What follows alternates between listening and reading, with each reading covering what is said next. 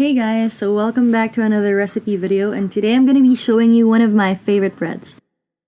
So it's actually relatively easy. You need 4 ingredients. You need flour, water, salt, and yeast. But for this one, I'm using 4 different kinds of flour. So I have my sorghum and farro, which I freshly ground up. And then I have my graham flour, which is whole wheat. And I have my bread flour. Don't worry, any flour would do. Like, you can use your regular all-purpose flour or your bread flour. And then to that, I just add my salt and yeast.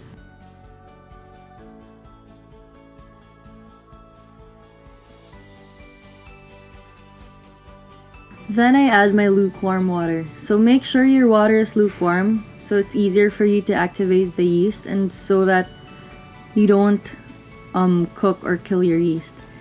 And to mix it, I'm using my wooden spatula before using my hands because it's a lot cleaner this way.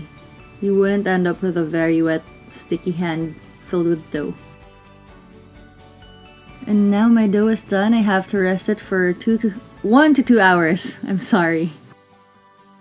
And ta-da! It's done resting. It's doubled in size. It's time to form the dough and to knead it some more.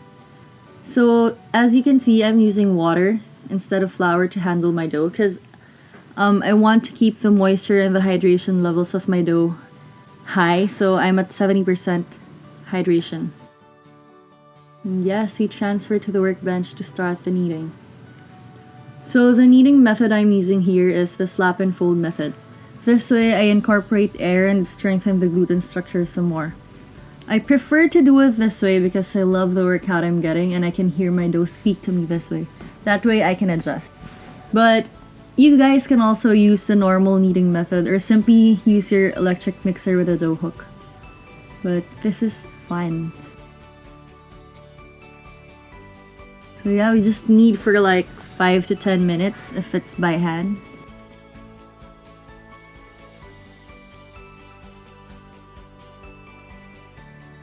And now I'm just shaping my dough for it to be able to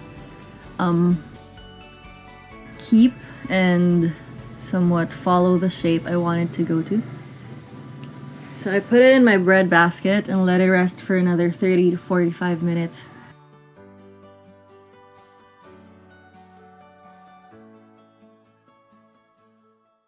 So now I'm just testing whether my dough is done or not.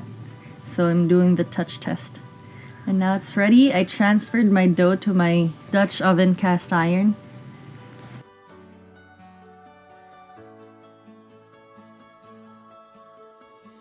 So I'm just scoring my bread and putting the lid of my Dutch oven on and popping it in the oven.